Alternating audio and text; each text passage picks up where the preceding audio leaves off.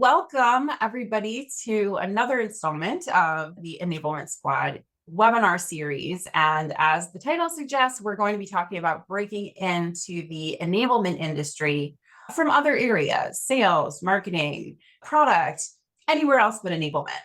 And so today we have our special guest, Richard Bond, who is going to walk through his journey into the world of enablement.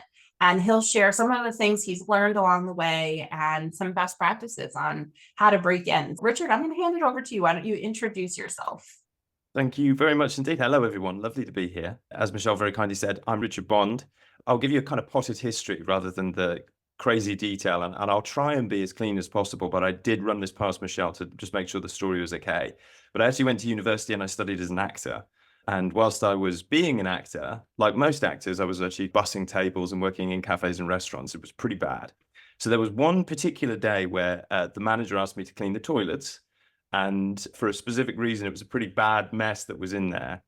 I'll spare you all the gory details. Long story short, I cleaned the toilets and I went outside for a break because I needed one. And I worked out that at the time I was getting paid about £3.62 an hour. I think that translates to, I don't know, around $6.50, maybe something like that. Okay.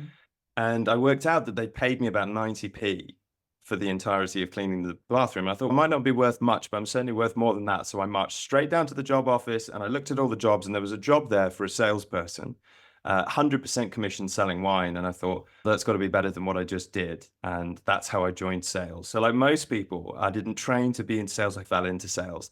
That then started my whole sales career. This was nearly 20 years ago. So I spent 6 years, 100% commission, which was nuts, but has set me up for a career in sales. From that, I found SaaS sales. I joined a company called MindBody. They were just starting out in the UK, but they got pretty big in the US. If you've ever been to a yoga studio or anything, chances are you've used MindBody. I joined there as an SDR, then I became an AE, then a senior AE, and then I became the global sales trainer after a long period of time there, and actually saw them through their IPO, which was really exciting. Had learned a load, loved the startup ethos, that kind of energy, the excitement of it all, the whole kind of, are we going to make it? Oh my God, the business is failing. Oh my God, we're the best in the world. This kind of crazy roller coaster. So I started my own consultancy and started working with startups. One of those was another company called Glowfox, and I became their VP of sales. And from there, I was really in a lot of sales leadership roles and revenue leadership roles for startups. And I don't know if anyone's ever worked in startups. The best and the worst thing is that you do about 20 different jobs. And as I was doing these jobs, I found myself exposed to a lot more operations and things around efficiencies and processes and behind the scenes, what I like to call a revenue engine. And I loved it. Spent time there. I found my people. And I was like, these are my people. I like this. This is cool. So I had a training background and I had this process exposure. I was building out things on the kind of revenue operations side. And that was just a kind of natural byproduct of what was going on really through my career. The last startup I worked for is the kind of revenue leader there as well, and transitioned during that time into more revenue enablement, which we'll talk about, I'm sure. It was a company called Replay, a Portuguese startup that did an amazing job at AI in the mobile marketing space. Really cool company. They're still rocking that right now. So I highly recommend you check them out. Really cool.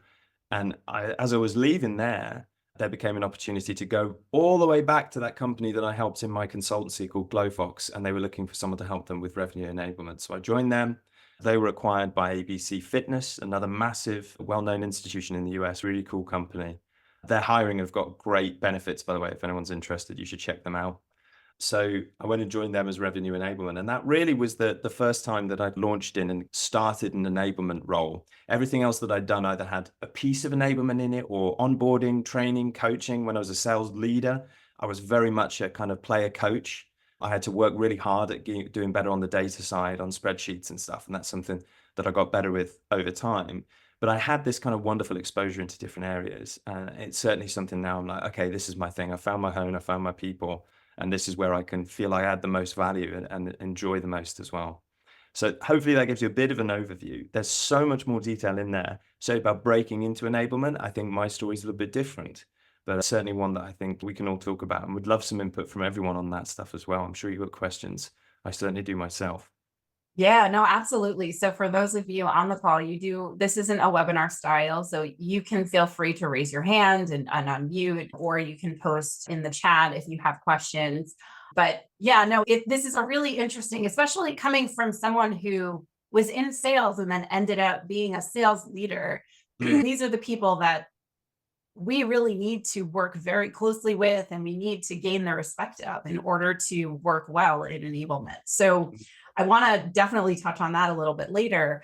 One of the things that you had mentioned was that you had started a consultancy and you were doing a lot of coaching. So you were doing some of that enablement work, just not as an enabler. So what Yeah. else other than that coaching did you really enjoy in your career before you entered into enablement that kind of translated That's into that's a great question. I think there's a lot of stuff that did and some things that didn't. And I think that equally is important to consider, especially if you're looking to break into something like enablement.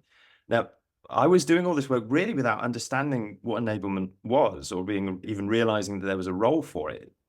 Thinking, hey, we need people here. Even when I became the global sales trainer, it was a conversation we had with the VP of sales at that point. I was like, I think we need one. There's a lot of people doing things in a lot of different ways. And some of those people are absolutely smashing it and nailing it. Fantastic. But there's a lot of stuff where it feels like we're missing opportunity. So I've always had a passion for efficiency. And I know that sounds weird. Who on earth has a passion for efficiency? There's some nodding there, which is nice from Tammy. But I do. Everything I've done in my life, I've wondered, how can I do that better? Everything from chopping vegetables when I'm cooking to running big businesses. And it's something that I find really interesting. And I am passionate, and I really want us to be more efficient as communities and societies with everything that we do. And I think that is a kind of duty of care we have for each other and for the world that we live in and for the businesses that we work within as well. So my passion for efficiency straight away was a big thing. I love geeking out over wireframes. I love geeking out over processes. I often visually map processes. And sometimes when I'm working with people, it's the first time they've ever seen their revenue process, their sales process mapped out. But what's wonderful is once you visually display it, you start to see where the inefficiencies are. And I think a really good sales process is actually like a piece of art. It's not what you can add to it. It's at the point where you cannot take anything else away. And that's something that I really enjoy doing, collaborating with people to find those opportunities, solving these big, crazy problems and working with the team. So my opportunity to focus entirely on those things was a real big attraction for me on the enablement side, because everyone faces those issues. I don't care if you've got a team of 6 people and you're a startup, if you've got a sales team of 6,500 and you're a huge multi-billion-dollar company, you face those issues. Everyone does. And it's a wonderful thing to have someone whose job it is on the outside to look at it and critique it. I'm not saying we have to have all the answers, but sometimes it's really great to be that objective eye and see those opportunities as well. So the teamwork, the collaboration on the efficiencies and the process, and sales itself is just a process. I was never the best salesperson in the world, but I was really consistent, and the consistency came from following a process. And that was something that I think became attractive to organizations, talking about training and onboarding and ramping people up for sure. So I really enjoyed following those things. Do this, get that outcome. Very exciting. I do geek out on those things, even on the sales side for sure. I also loved the idea of training people. And I think maybe this is just my acting background. The idea of a captive audience became quite attractive to me. I'm not sure if that's a healthy thing to have, but it was a really good opportunity for me to take the horrible lessons, which was quite true, that I learned over 6 years of 100% commission selling, and just fast track people. And I felt like I could add 10% to a revenue myself as an individual contributor, or I could add 10, 15% to everyone else. And that was a much better multiplier for an organization. And I felt like I could add more value and do those things as well. So the teamwork and the process, the collaboration and the training, the kind of working together, the progression and the improvement really juiced me up. And I love that stuff. Even CRM systems, tweaking them to make them better. I really enjoyed those. But I do think it's important to say about the things that you leave behind. And when I joined Enablement, I couldn't believe, I thought everyone must have sales backgrounds. And then I was very shocked. I was like, okay, no, apparently it's quite a rare thing. And I couldn't get my head around it at first. And then it became quite obvious. And I think it really boils down a lot of it to a money thing. Commission is pretty addictive. Once you get paid commission, it's the only thing in the world you get paid more money to just do your job. Doctors don't get paid more money to save more lives. Policemen don't get paid more money to make the streets safer. And perhaps we should have a world that's like that. But I think the idea is that sales is a pretty tough job, and sometimes certainly not a glamorous one, and certainly not a nice one to do. So we feel that we need to incentivize people. There's a good argument to have there, and maybe that's another discussion. There's a case study about a company in Ireland who don't pay any commission to their sales team. The sales team's entire focus is on providing an excellent experience for the customer, if the customer buys or not. And they've actually enjoyed insane growth and business perspective for a very long time. They're not backed by private equity or VC, so I feel they could grow at their own pace. But it's a really interesting dynamic shift. It's a paradigm shift that I think we should explore ourselves about how we want to incentivize people. But for me, the opportunity to focus and double down on things that I enjoyed more, and to be quite brutally honest, I was somewhat burnt out from doing, having done it for nearly 20 years at various different startups.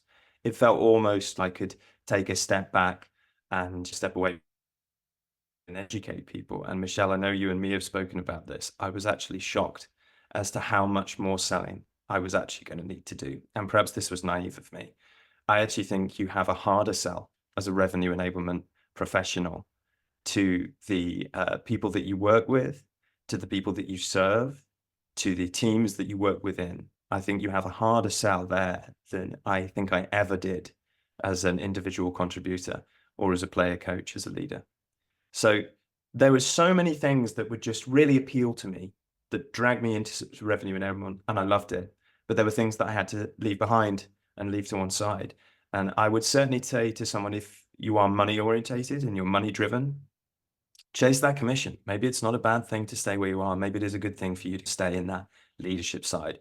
But if you get juiced up and jazzed up over like something working like it should, a little machine that you've built, or tweaking the engine or the process, and that helps you, or you like educating people and sharing that progression, then it is something that is very gratifying and fulfilling to do by transitioning into enablement.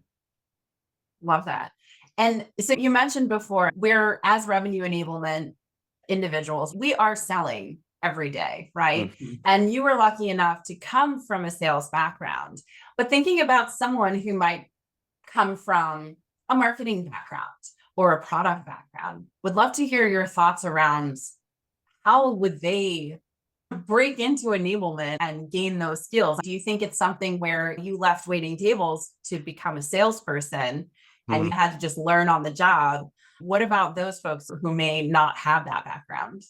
So I've got two opinions about this, and it's a really good question. So first of all, I think everyone sells. And second of all, I think really enablement is the connective tissue between all those departments. So anyone from any department has something to add in that area. So let's talk about everyone selling first of all. Marketers sell one to many, and they do using the power of words as a mere basis, but also really communicating and project managing in ways that salespeople don't. So you come pre-prepared with a lot more skills there in really important ways. Also, writing briefs and stuff is something that I think you do need this in enablement that you never really had to do on the sales side. So there's a lot of business, operational, administration skills there that I think are better covered and better served in other as well, which would be good.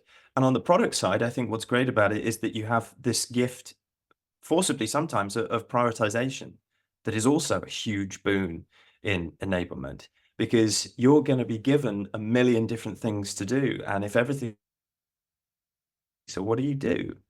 And people will be telling you about quick wins, but is that quick win really worth it? Or is it worth starting eating that huge elephant that delivers a bigger win in 2 to 3 months' time? That negotiation, that prioritization and communication, working within teams on scrums in product and that side, these are all incredibly transferable skills. So I think has something to offer from all the different, wherever you come from, you'll have something to offer and you'll have some experience that will be directly applicable. It's just a different mindset. You're no longer within that team.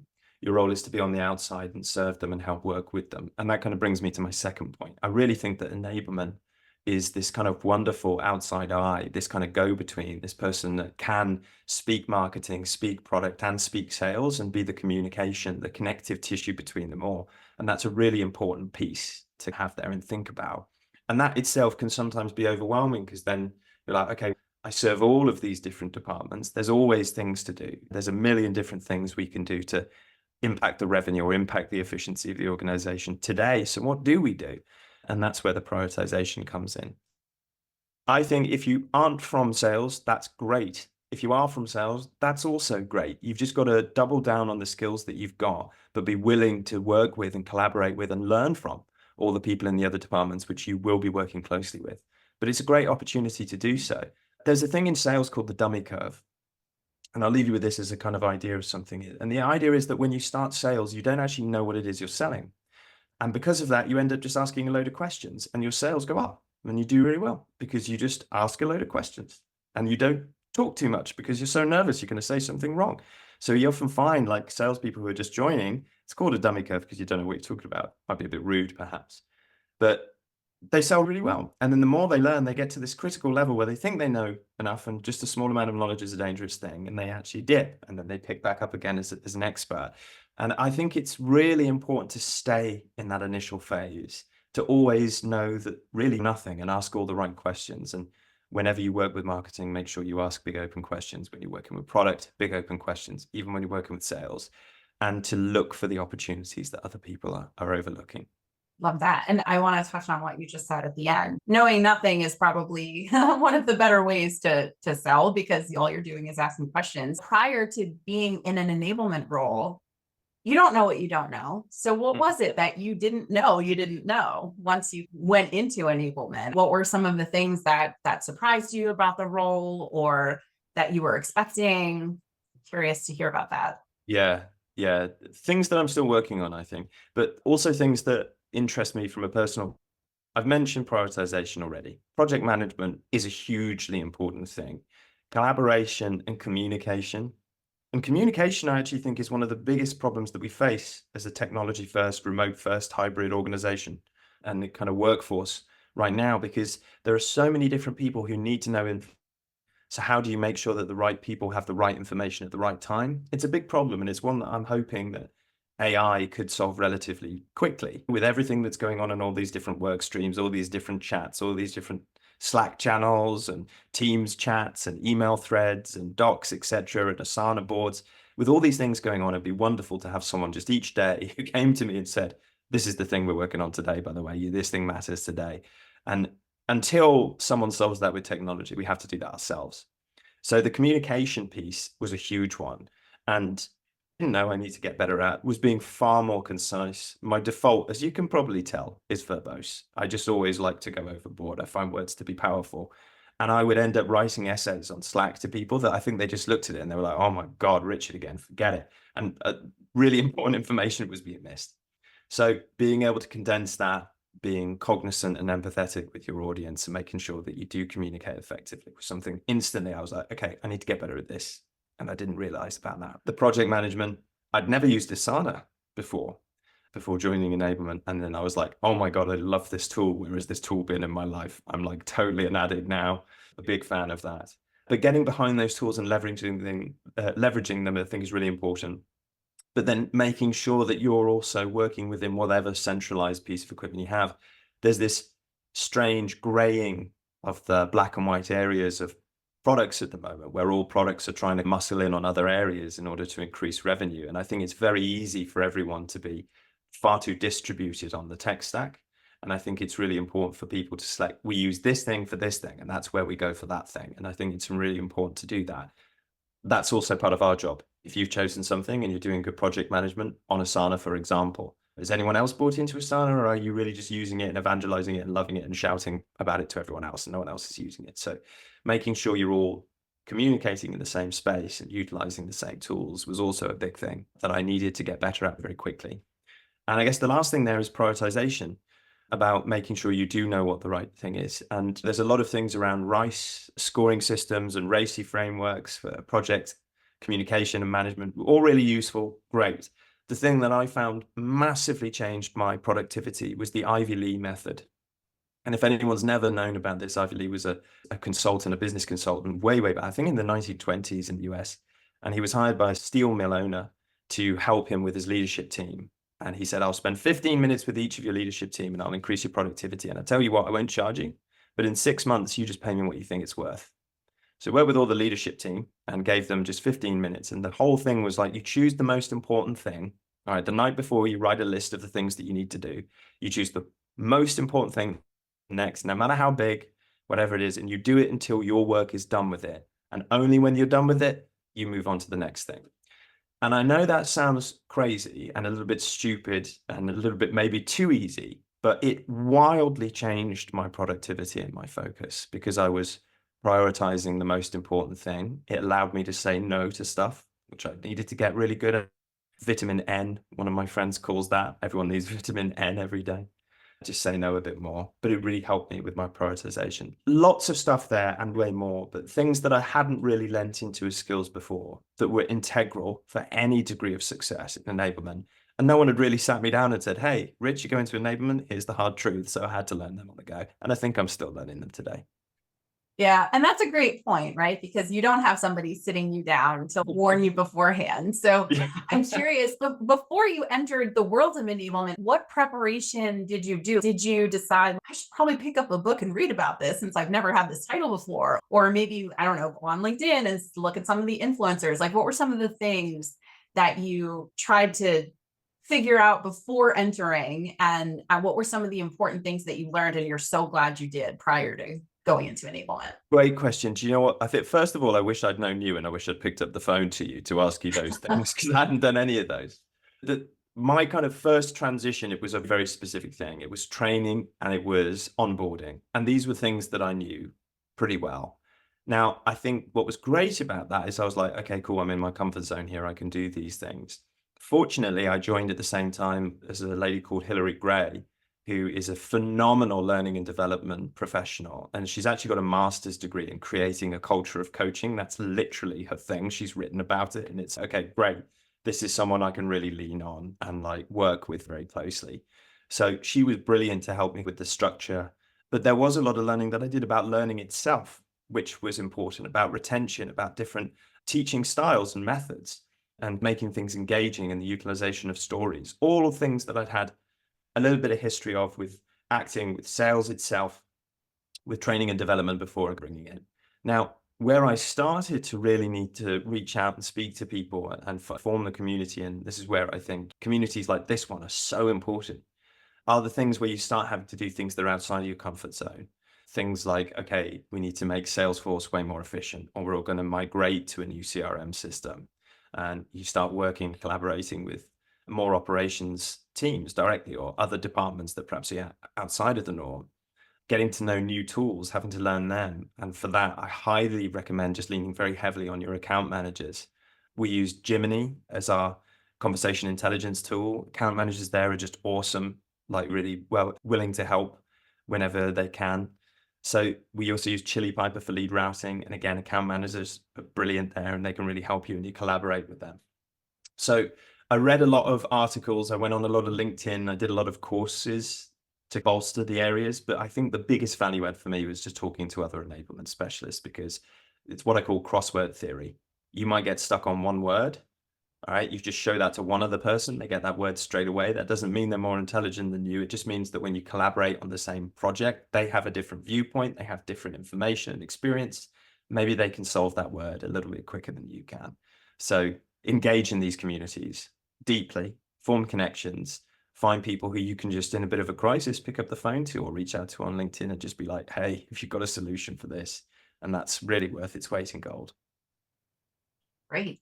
And how about interviewing for enablement roles? So you may, depending upon how easy it was for you to get into GloFox originally as a consultant, and then it seems like you did fall in a little bit in some of these areas. For those people who are coming out of sales or out of marketing, wherever they're coming from, and they're interviewing in an enablement role, what are some of the best practices that you've had when interviewing and not having that experience on paper?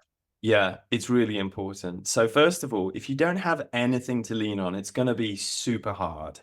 So transitioning into enablement, my personal experience is one that it's harder to do from jumping from one role and joining a new organization. In enablement, it's probably more likely that you'll create an opportunity within the organization that you're in. And if there isn't any opportunity, any willingness to do it, then what I would recommend you do is you start taking on enable-ish things, probably on top of the job that you're doing. So That can be anything from mentoring and coaching and developing to taking full ownership of, there you go. So there's two of us at least on the call where that was the case. Yeah, start taking ownership of tools, I think, is a great one. I'll give you an example of someone else who I think did this really successfully at my last organization, someone who I was working with. So there's a super driven woman called Emily who I work with, and she was an SDR. And she had got so skilled at it that really she could do it with her eyes closed. And it was just that she'd been doing it for about 2.5 years, and she nailed it pretty quickly. So really she was nailing it and then just sustaining that high skill level for a very long period of time. And she got really interested in other areas and thought sales training would be good. I thought she'd be excellent for it. So we started developing something where she could start training the teams. And actually it was amazing for me because she took something off my plate and she could do it. We knew she could do it. She was amazing at doing the job. So why not get that person to do those things? She did loads of training, helped with onboarding, then started taking ownership of tools and started doing things on SalesLoft around cadences as well.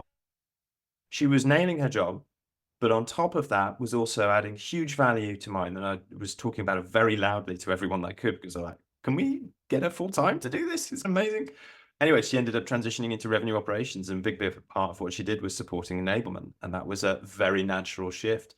And she made it impossible to not take her there, because it was at the point where it was like, okay, either we lose this incredibly skilled individual, she's no longer going to be doing that job that we've been relying on her for. This is also an issue if anyone's in sales here. If you're really good at sales, no one's going to want you to do anything else. It's the kind of harsh truth of it. So you're going to have to really fight for that.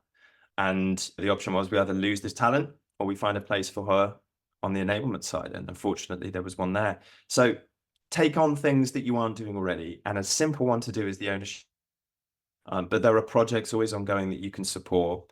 You can be on, no matter what department you're in, you can be that go-to person. You can be like an advocate for enablement within your department. And if something is going to launch, like if I was going to launch a brand new cadence for outbound and you were a salesperson, I'd be like, great, can you run this through with me? Can we make sure it makes sense? Would love your feedback. That collaboration could be stuff you lean on. But I would highly recommend that you grow within the organization that you're at, on additional responsibilities. In terms of interview prep, this is really important. It's all about numbers and having an impact. So saying that you did loads of hours of training is fine, but no one's really going to be super discernible impact. So you need to have some numbers on your side. And I really want to see what Tammy's read. So let me finish what I'm saying, then I'm going to see what you said there, Tammy. But you really need to have the numbers on your side to be able to know where you're at the moment and what kind of impact it had. And you can do that manually. You don't need crazy systems to do that. One of the ways that we tracked sales coaching in my last place was we just said when people write up a little thing on why that person bought, which most people do, that used to automatically go into Slack. I just asked people to say, leaned on this piece of coaching or did this to help close. And then we just went manually through it and we tracked it over a period of time. And it adds up. All right. So have the numbers and put them in any application you're putting forward, because I think you need to prove, and I think we all need to do this better, is prove the impact that you're having and track those numbers. And it's a really big one. I also, the last job that I got for enablement, they said, oh, you don't need to do a presentation. It's absolutely fine. And I did one anyway. I just chose to do one. And I didn't actually sit down and go, hey, welcome to my presentation. I just leaned on slides and I put it all together because I thought this is the best way of me showcasing what I do. Here's the numbers. Here's the output. Look at this. I can make pretty slides. Isn't that nice? And it turned out that I was the only person who did a presentation because they were told not to. And as a result of that was a big win. It's also good to go your own way, lean on your own strengths and make sure that you're doing that, but definitely showcase the numbers. And if you can't get a job straight away in that space, then you're probably going to have to do it without pay on top of what you're doing already, at least for a while. Just make sure that no one takes advantage of you for that, especially at the moment. It's really important to be super clear. Got a question from Tammy there as well, I thought. Yes. And actually that kind of leads into one of my questions too. So she says that she's been in enablement for under a year from sales. I've to learn one of the struggles, since I don't have enablement leadership, is figuring out what KPIs and metrics to leverage. How do you develop those skills? And that also ties into why I wanted you specifically for this session, because when you're working in enablement and when you're interviewing for enablement roles, very often you need to impress the VP of sales or the head of sales. And that's going to be the person that you're going to be working with. And there are certain things that they're going to require that you need to provide. Yeah, I would love for you to speak to that a little bit.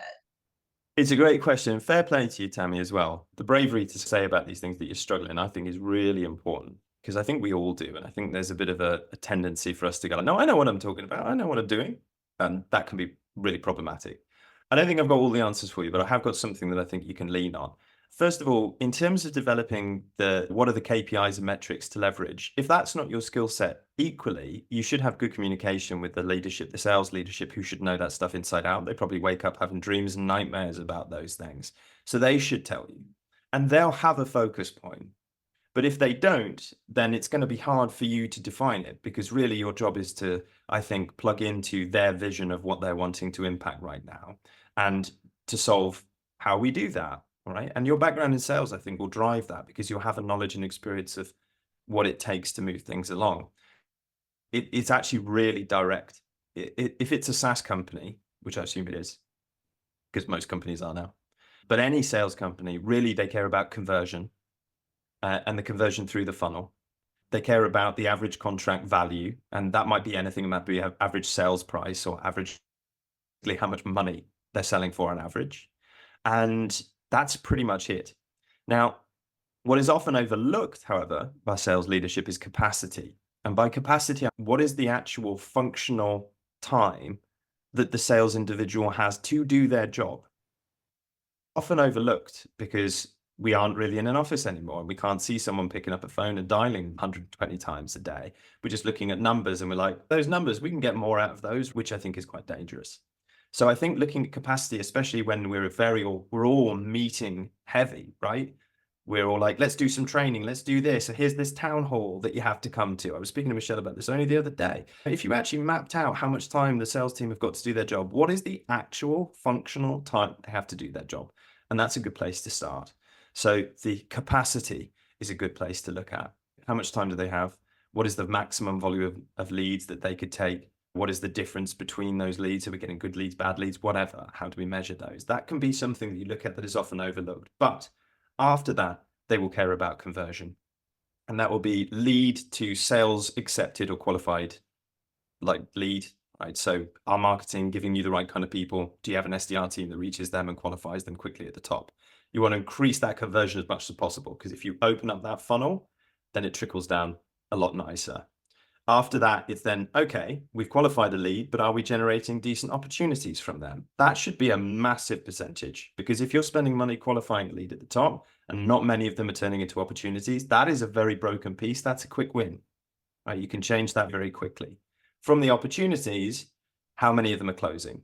So for SMB, SaaS market, you probably want to gun for at the very top around 60 to 64% conversion. That would be excellent. Minimum 40%. Otherwise, something's going wrong there. And somewhere between 25 to 40% for enterprise level at that kind of conversion. That's really a kind of excellent place that you want to be. And then after that, you're looking at average contract value. And if there is a feeling with the sales leadership that money is being left on the table, which is a huge phrase that everyone's probably heard many times, chances are is that it's not value-led selling. So chances are it's what I like to call show up and throw up, where people just show up and go, hey, how are you? Here's our product. Let me talk at you for an hour. Here's all the features. I'm going to hope that it sells itself, and then I'm not even going to close you. After that, we get under the hood of sales process and proper sales practice, and that's a whole other thing. But from all of those metrics, sales leadership really should have one that they're looking to focus on right now. What is the thing that we need to do this quarter? What are we doing to drive it this quarter? And I would recommend that you align with them. And one of the best pieces of work that I ever did, again, talking about Asana, is I had different streams for all of the tasks. They got sorted into which stream, which conversion or metric they impacted. So we essentially had like kind of wish list. We're like, right, now we're working on opportunity to close one. Awesome. What have we got in that bucket list? What are we looking for? What is being requested? What have we observed that we need to add? And we can just draw down from these things, right? And it's a case of, what are we going to do that's big? What are the quick wins, and how can we impact them? And what was really trend, whenever we did that and we focused on something and we collaborated with teams, we always had an effective impact on the metrics. And this might be a nice kind of overview for everything that we mentioned at the start. If you want to get a VP of sales on board, if you want to get a sales leader on board, tell them how you're going to impact the metrics. And if you don't know, then they need to tell you which one that they're impacting or looking to impact at the moment. Find out what they're doing about it. Chances are they're talking about negotiating for different kind of website changes, more kind of operational leadership stuff. So that's a great opportunity for you to then take that and run with it and find a few things that you can pull the levers on today. But I will say as a final thing, Tammy, just to loop back, if someone isn't giving you those metrics, if someone isn't working with you and communicating with you about that, then that's the thing to work on. All right. And I'd have a meeting and be like, we need to be better at this because you haven't told me what you're working on, and I'm here to help you. And if you want to get value from this, if you want to increase conversion, let's work together. What matters most to you today? And if they say everything, push harder, because if everything's a priority, nothing's a priority. Thank you. That was awesome. Very insightful. I want to continue on this road, and maybe you can take your enablement hat off a little bit, put your VP of sales hat back on. For those of us who are going through these interviews, trying to get into enablement, you touched on this a little bit, that obviously talking about metrics is going to be really important and make an impact. But what are some of those other things that enablers or future enablers who are trying to break in should really be expressing in those interviews to really highlight the fact that they can do this, that they can break in here? Yeah. So it depends on a little bit about what kind of who that person is, who that sales leader is, and he or she will have different priorities and focus points. And you'll find some player coaches, and then you'll find some spreadsheet millionaires, as I call them. And they're the people who really don't even talk to the team, but they just sit there with a spreadsheet, but they're brilliant on the spreadsheet. And then you get hybrid versions in between. But there will be things that matter to them, and there are consistent things, because sales is such a predictable model. There really are things that matter. And if you can't talk about the metrics, if you can't talk about, I increased conversion here, or I increased ASP, new pricing plan, and it saw a revenue increase of this, then if you can't talk about those things, then it's really important to talk about the work that you can eat up that will free up the sales team and free up the sales leaders. Because usually a VP of sales has sales team leaders or managers beneath them. And more often than not, their time will be devoured by onboarding and training and coaching and call listening, etc., which is honestly, a terrible use of their time. As a very quick win, you could probably, just from the metrics alone on a spreadsheet, divide up the team, the sales team, into like star players who are just rocking it, then the people who are in the middle who are consistent and delivering, and then the people at the bottom who are struggling or ramping or whatever.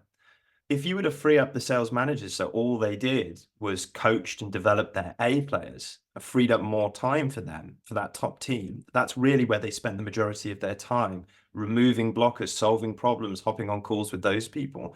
The revenue increase that you get from freeing up and focusing that sales leader's time is amazing. It's a force multiplier. And you can do that by coaching and developing and going back to basics for everyone else. There's loads to be had there. So if you can't point to a specific metric on revenue or conversion, that's absolutely fine. But make sure you point to specific metrics on time at least, because you need to speak numbers. Salespeople, sales leaders, just like marketing, it's all about numbers. And you have to reiterate that. What's in it for me? What's the win? And how can you help? And I think it's really important to just convert all of the stuff you do to that. So don't just leave it at, hey, I'm amazing at this particular tool. I've launched loads of trainings and I've done this before. Talk about how much time you think that could save, what the biggest blockers are for the team, and go about solving them. You're a salesperson, just like I said.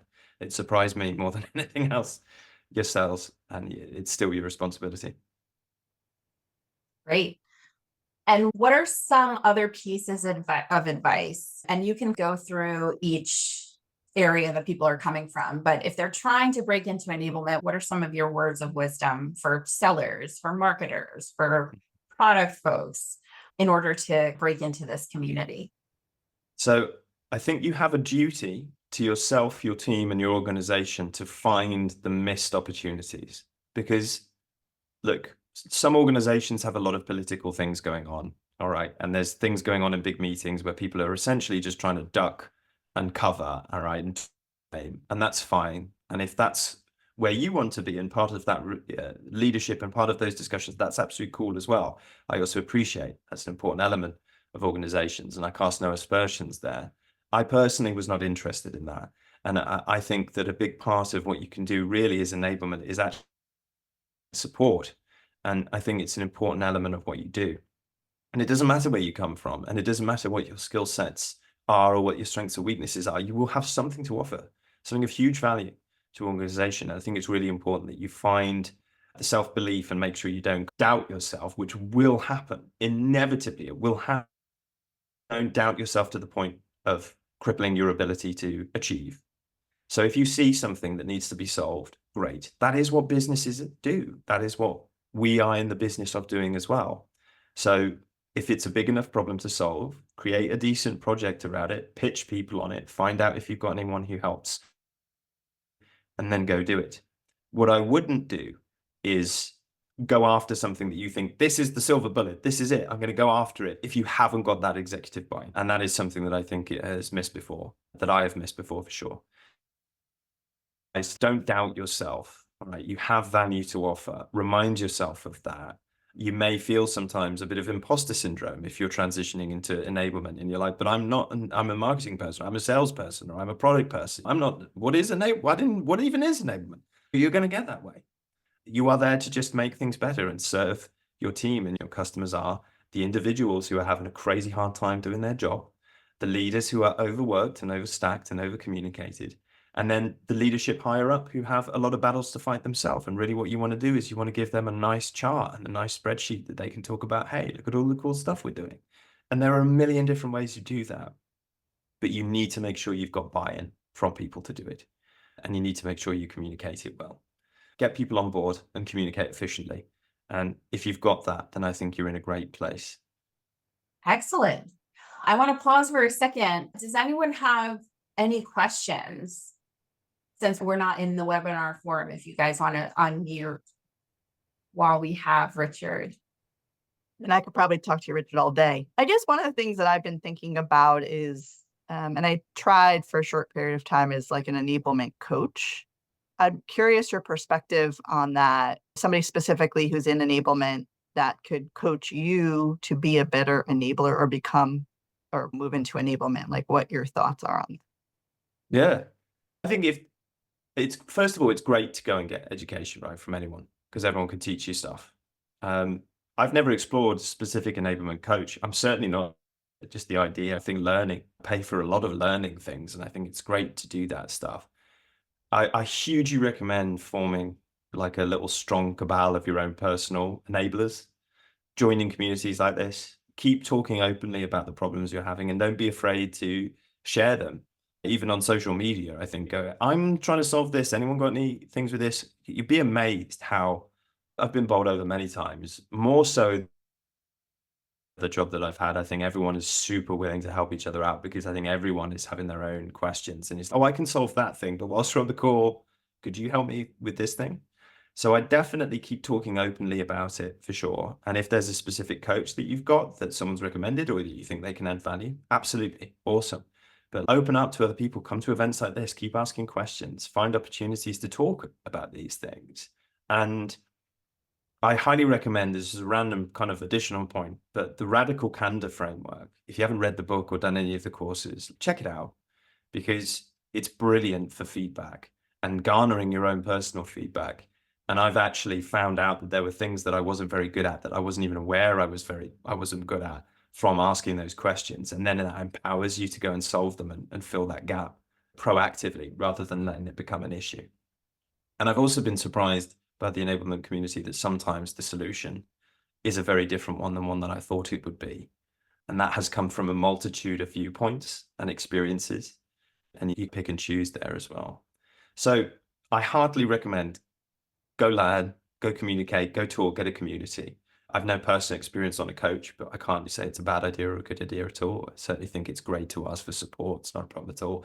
I'd certainly also lean on your organization to pay for that because it's well within their interests to make sure that you are continuously learning and developing. And geez, how many people are there on this call don't get onboarding, don't get training because they're like, oh, you're the onboarding training person, you don't need this. And then you're like, I'm 3 months in and I don't know what the hell we do. Like, it'd be a good thing to do. So yeah, lean on them for that. It's good. But meet some people here, message some of the people that you've gone with, well, make some connections. Richard, can you repeat the enablement course that you mentioned just earlier so I can write it in? I don't. And the training. Oh, sorry. Yeah, radical candor, the radical candor framework. So it's a feedback framework. It's astounding. Just get the book Radical Candor, or you can watch. There's a masterclass about it. There's the whole team there actually do real big corporate training about it, but it's about feedback and like how you give positive feedback, how you garner personal feedback. They give you little frameworks that you can implement. It's a bit of a culture shift, but anyone who needs a company to speak more openly and plainly in order to move faster and be better and be a little bit less stressful, I highly recommend looking at that. But it's great personally because you reach out to people and you're like, hey, what do I need to do better? And they can help you do that and achieve that quicker. Perfect. And then have you taken any other or heard of any other enablement courses or other resources that you've used in your journey towards enablement and then now even in enablement that you can recommend? Yeah. So I had, in our last organization, they had LinkedIn Learning. It's a bit of a strange one. I'm actually not a massive fan of LinkedIn Learning for, hey, let's plug it in as a teaching and coaching thing. I found it more problematic and more admin heavy as an enablement professional, plugging that in. But what I have found it really useful for is personal development, because there's a load on there and the content and the quality does change, but there's a load of things on there that are really good. I lent on a few courses. I'll happily share them after this. I can't remember the exact ones off the top of my head, but on data, on about how to be data centric, because that I mentioned before was something I was really bad at and I wanted to get better at that. Getting really good at Excel. I know that's crazy, but I spent loads of time doing stuff on Excel to get better on that. So for me, it was actually like a load of learning that came on LinkedIn Learning, specifically around the periphery skills that I think would empower me to do my job better. But also on a personal level, I pay for a subscription to a service called Blinklist, where they basically take books and they digest them down into 15 to 20-minute blinks, as they call them, and give you the key facts on them. I find that to be a brilliant way of gathering information quickly. And then if I love a book or I really like the book that they're covering, I go ahead and I buy that book and I read it or do the audiobook. And I also personally pay for a masterclass. Now, there's loads on there again that kind of help you peripherally, but there's a lot of stuff there around enablement-based stuff, how to increase sales with storytelling, how to structure your day better, how to prioritize better. I just finished one that was all around kind of strategic thinking, especially in crisis management, that was just amazing. And all of those things are like massively important for what we do. So I just think as long as you're passionate about learning, which we have to be, I think, to be teachers, then I think you're in a good place. But they're the ones that I've lent on, I really recommend. Great. And then Eric, some of the other ones that I've personally used, the Sales Enablement Collective has some courses that are pretty good. And I would also lean on LinkedIn. There's so many awesome enablement folks who really elevate their voices on LinkedIn and share just really good tidbits and information. So I would start following some of those as well. That's a great shout. And just even whilst we're talking about it, HubSpot Academy does some pretty cool things. A lot of that is free. They were the first people to create value-added content just free in front of the paywall. They do some good stuff, but also I highly recommend looking at the RICE framework, anything on that, the RACI framework, anything on that. They're good things to implement. They just help your life a little bit more. And the jobs to be done framework. Now, most people from marketing will be familiar with that, but it's actually a brilliant framework to use to better understand your customer, how you help. It really helps you form brilliant little toolkits for the sales team around, here are the personas, here's where they learn about stuff, here's what they care about, here's how they describe their own problems, and here's how we're saying we solve it. And working with marketing on that to create a one voice around those talk tracks, I think is something that everyone should be doing right now. So I would recommend that too. Perfect. Any final thoughts for those on the call and who will be listening to a recording later? We talked about a lot today. What are some of the, let's say, the top 3 pieces of information from this webinar? If you haven't learned anything from this webinar, these are the 3 things you should walk away with if you're looking to break into enablement. Number 1, when you think that you're an imposter and you fear about devaluing yourself, you need to reach out to a community and remind yourself that is wrong. It's very easy to do that, I think, as part of revenue enablement, because you can often feel like yourself, Tammy, you're essentially building an enablement function without any support. And everyone probably knows they need it, but probably no one knows what it is that they need. And that can feel empowering because you're like, whoa, check out all my autonomy. But it can also be absolutely terrifying. So just remind yourself daily that you have value and you bring value and you define value. And then make sure that you measure and communicate that value, because it can be very easily overlooked. And I think we've done a poor job as a enablement community on owning a number previously. And it can be hard to, and sometimes we're not even allowed to because of the structure of the organization. But I think it's important that we find an opportunity to do that and constantly talk about the impact of the work that we deliver. So don't doubt yourself would be the first one. And I guess kind of 1.A or 2 would be own a number and make sure you communicate about it effectively. The last thing that I would say on this one as a major thing, and it's 2 things combined, is make sure you've got buy-in. Make sure that you have real significant verbal, ideally written buy-in from leadership on something that you're doing. And that might mean that you need to come up with a very quick pitch deck, like a 3-minute pitch. If anyone hasn't read the book yet, read the book 3-Minute Rule. It's all about condensing pitches to like a real short period of time. And that's going to help you pitch ideas for problems that you've identified to the leadership. And once they're bought in, go ahead and do that thing, communicate with people and find other people to help you do that. And a natural part of that will be prioritization. So 2 in 1 there, but they're the things that I would most recommend. Awesome. Any final questions before we close up for today?